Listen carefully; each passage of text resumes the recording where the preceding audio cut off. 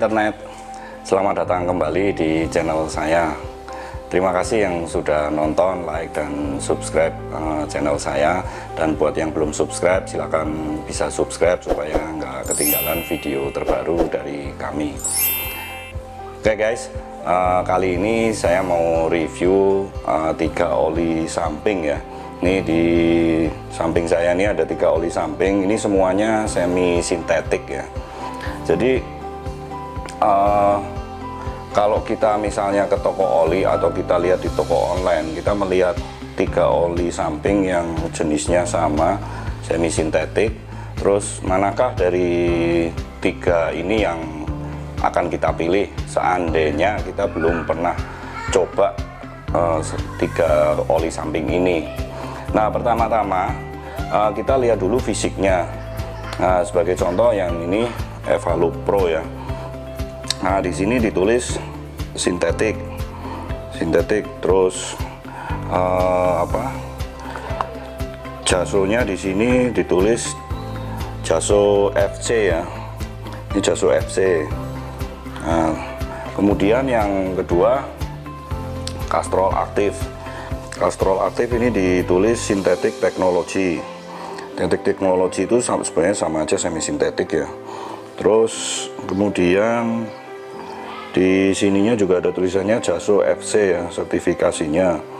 Terus kemudian pabriknya di mana, ini juga bikinan Indonesia.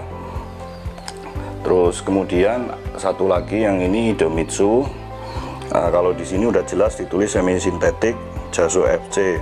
Ini juga bikinan Indonesia. Jadi semua oli yang ada di sini tuh bikinan Indonesia semua. Kalau yang khusus Evalup Pro ini memang merek Indonesia dan dibikin di Tambun ya, pabriknya. Saya dulu udah beberapa kali ke sana suplai barang. Terus kemudian Castrol ini dia merek Inggris dari BP, British Petroleum, cuma dia juga dibikin di Indonesia, nggak tahu pabriknya di mana. Kemudian Idemitsu ini merek Jepang, pabriknya ada di Kerawang. Saya udah beberapa kali lewat tapi belum pernah masuk. Nah, dari segi fisik kita udah tahu ya. Kemudian dari wanginya, kalau wanginya ini Idemitsu ini stroberi. Terus Castrol sama Evalup ini juga sama semua, stroberi. Kelihatan kalau pas kita bau kayak gini nih masih ada agak bocor ya, keluar dikit baunya. Cuma ya walaupun sama-sama stroberi pasti agak beda dikit lah. Nah, sekarang gimana cara kita menentukan mana yang akan kita pilih? Nah, itu nggak ada cara lain guys. Satu-satunya cara kita bongkar datasheetnya. Nah guys, ini datasheet. Ini untuk Castrol aktif. Terus kemudian ini untuk Idemitsu. Dan yang terakhir ini untuk Evalup Pro. Nah, mari kita lihat satu persatu. Untuk Castrol, yang paling penting itu tipikal karakteristiknya ya. Nah, di sini saya udah highlight yang perlu kita ketahui pertama kali itu viscosity dan flash point. Kenapa? Karena viscosity itu semakin kental itu biasanya kandungan sintetiknya semakin banyak ya, karena ini kan semi sintetik, jadi campuran antara oli mineral dan sintetik ya. Kemudian flash point itu biasanya ngikutin viscosity. Kalau biasanya viscosity semakin kental, flash pointnya itu semakin tinggi. Nah, fungsinya apa flash point itu? Kalau dia semakin tinggi, pelumasannya semakin bagus. Nah, ini di sini dilihat untuk Castrol aktif, viscosity-nya 40,6, kemudian flash point-nya 92,5 derajat Celcius. Dan kemudian di sini Idemitsu ini viscosity-nya 51,39 ya. Nah, cuman dia nggak ada flash point-nya ini di datasheet-nya, nggak tahu ini kenapa nggak ada.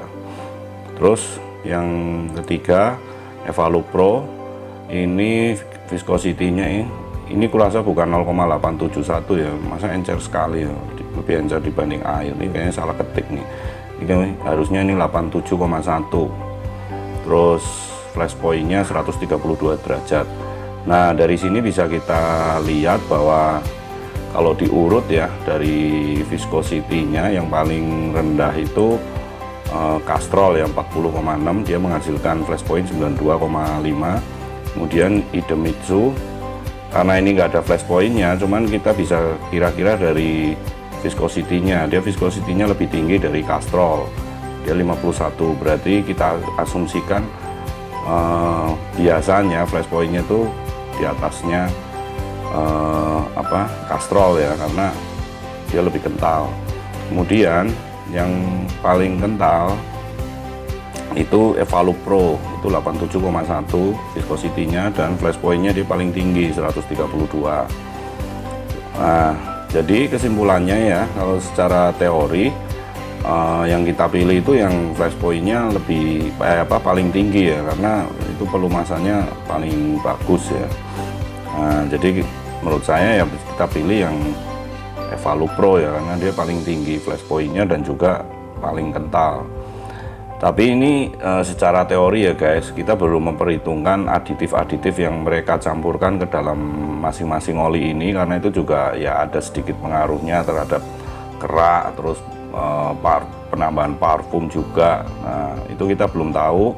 Nah, itu kita butuh tes jalan ya, jadi harus dites jalan dulu baru ketahuan mana yang paling bagus di antara ketiga ini. Tapi untuk pemilihan awal, kalau kita belum pernah mencoba ketiga oli ini, kurasa itu dengan dua parameter ini, yang viscosity sama flash point, itu menurutku udah cukup itu.